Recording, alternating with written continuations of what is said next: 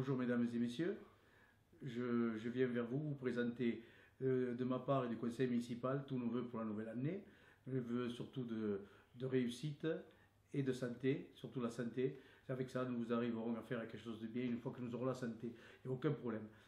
Nos ambitions à l'heure actuelle, c'est de faire de notre ville une ville dynamique et engagée pour nos enfants et nos habitants.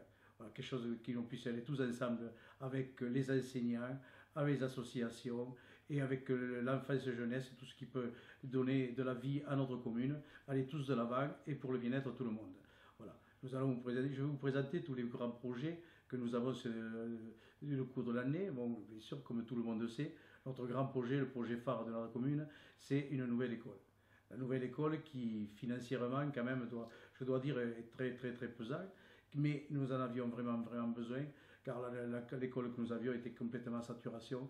Avec les 640 enfants qui sont dedans, c'était carrément impossible de faire un bon enseignement. Voilà. Donc maintenant, avec la nouvelle école, je pense que ça va être beaucoup plus aéré et l'enseignement se fera quand même nettement mieux. Voilà. Alors pour aller à l'école, bien sûr, il va falloir quand même remettre la route de Villatte. La route de Villatte, il va falloir la sécuriser pour que nos enfants puissent aller et au sport, et à l'école en toute sécurité. Voilà. C'est un travail quand même qui est gigantesque, qui va prendre en gros, il faudra compter 3 ans, 3 ans pour la finir, mais disons qu'elle va être commencée et elle va être sécurisée. Voilà. C'était un gros problème que nous avions et nous sommes arrivés à le faire. Nous avons également le PLU. Le PLU qui est en train de se faire et je suppose que, et j'espère fortement qu'il sera fini d'ici la fin de l'année. Donc nous pourrons avoir une nouvelle vision de notre commune. Donc avec ça, nous allons pouvoir travailler beaucoup plus sereinement et dans de meilleures conditions. Nous avons également la mise en route du zéro phyto. Le zéro phyto. Plus de pesticides, tout va se faire manuellement.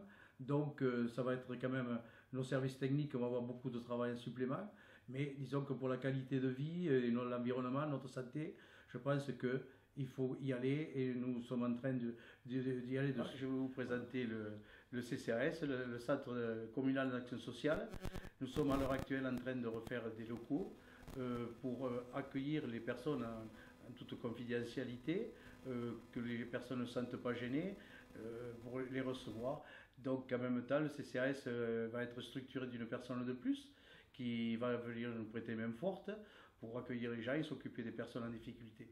Voilà. En même temps, le CCAS a mis en place une navette communale qui a été sponsorisée par nos artisans et nos commerçants, qui est en train de rencontrer un très vif succès. Les personnes âgées et isolées sont vraiment enchantées. Je pense que c'est quelque chose que nous avons fait de très bien tous ensemble et qu'il va falloir continuer à surveiller et peut-être à agrandir, qui sait. Le service culture qui était mis en place aussi éventuellement. Donc il va y avoir un nouveau service culture beaucoup plus performant et donc il sera entièrement à votre disposition. Aussi, il va y avoir après le service culture une crèche.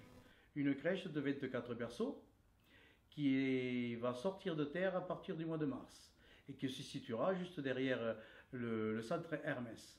Derrière le centre Hermès, vous avez un espace vert, donc il y aura une partie qui sera occupée par le RAM et par la crèche. Voilà. Nous sommes en train de rentrer dans une nouvelle intercommunalité. Nous allons passer à 26 communes, c'est-à-dire 120 000 habitants. Ce qui est quand même assez énorme. Nous serons la 4e, je crois, de la région, intercommunalité de la région, à 120 000 habitants. Donc, à partir du 1er janvier, ça a été décrété. Nous sommes en train de l'élaborer, de la mettre en route.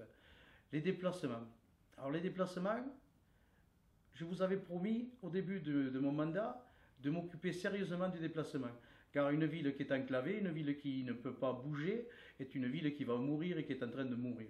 Voilà. À l'heure actuelle, l'agglomératin, grâce au département et ses subventions surtout, a mis en place le déplacement étoile. Le déplacement étoile, c'est-à-dire que nous partons de la ville-centre et nous allons sur tous les villages et les villes qui sont autour.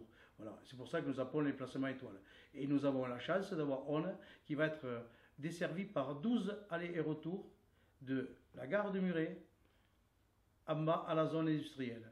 Le demi-tour se fera dans la zone industrielle avec 2 arrêts sur notre commune une au rond-point et une au feu rouge, très certainement. Voilà. Mais ce que nous devons retenir, et ce qui est très énorme, c'est qu'il y aura 12 allers et retours par jour pour désenclaver notre ville. Voilà. Et à l'actuel, je pense que nous aurons fait presque le tour des nouveautés, mais nous en gardons quand même encore sous le coude, parce qu'on doit bouger et on continuera à bouger. Voilà. Et je renouvelle encore tous mes voeux de moi et tout de mon conseil municipal, et je vous dis merci de m'avoir écouté, à très bientôt.